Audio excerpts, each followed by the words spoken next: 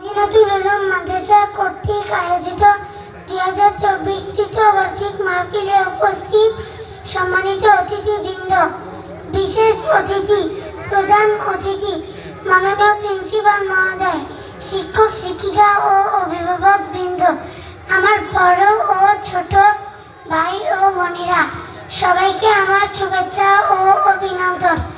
আজকে এই মঞ্চে উপস্থিত হয়েছি ছোট সদস্য হিসেবে মাদ্রাসার শিক্ষা প্রয়োজনীয় তার সম্পর্কে কিছু কথা বলতে। শুরুতে আমরা জানবো মাদ্রাসার শিক্ষা সম্পর্কে। মাদ্রাসা আরবি শব্দ, এটি দার্শন শব্দতে উৎকলিত, যার অর্থ পাঠ। সুতরাং পাঠ বা অধ্যয়ন করার স্থান হলো মাদ্রাসা, অর্থাৎ এর শাব্দিক অর্থ হলো বিদ্যালয়। সাধারণত ধর্মীয় শিক্ষার সাথে মাদ্রাসার শিক্ষা তুলনা করা হয়, কেননা এখানে ধর্ম ও ধর্মীয় বিষয় সম্পর্কে বেশি আলোচনা করা হয়। ইসলামী শরিয়া অনুসরণ করে শিক্ষা দেওয়া হয়, যা চরিত্র গঠনের মূল হাতিয়ার। এক্ষেত্রে মাদ্রাসার শিক্ষা অত্যন্ত গুরুত্বপূর্ণ, কেননা এই শিক্ষা শুধু জ্ঞানের প্রসারতা এনে দেয় না, পাশাপাশি উন্নত চরিত্র গঠন করতে বেশ ভূমিকা পালন করে থাকে। সম্মানিত সুধী, মানব জীবনের জন্য জ্ঞান অর্জন করা অত্যন্ত গুরুত্বপূর্ণ একটি বিষয়।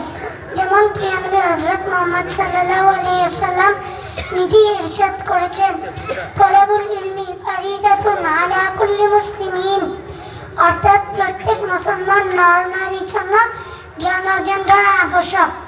ইবনে মাজাহ 224। ছাত্রছাত্রীর উত্তম চরিত্র গঠন করতে মাদ্রাসা বেশ ভূমিকা পালন করে থাকে। যেমন ইসলামের শিক্ষা হচ্ছে বড়দের প্রতি সম্মান প্রদর্শন করা ও ছোটদের প্রতি স্নেহ করা।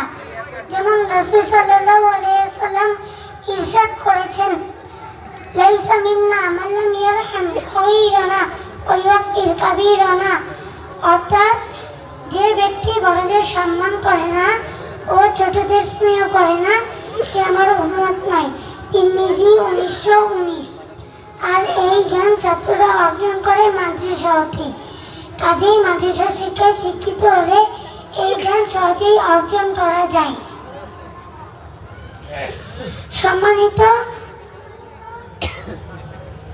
সম্মানিত সুধী, আমরা জানি মানব জীবনের জন্য জ্ঞান অর্জন করা অত্যন্ত গুরুত্বপূর্ণ একটি বিষয়। যেমন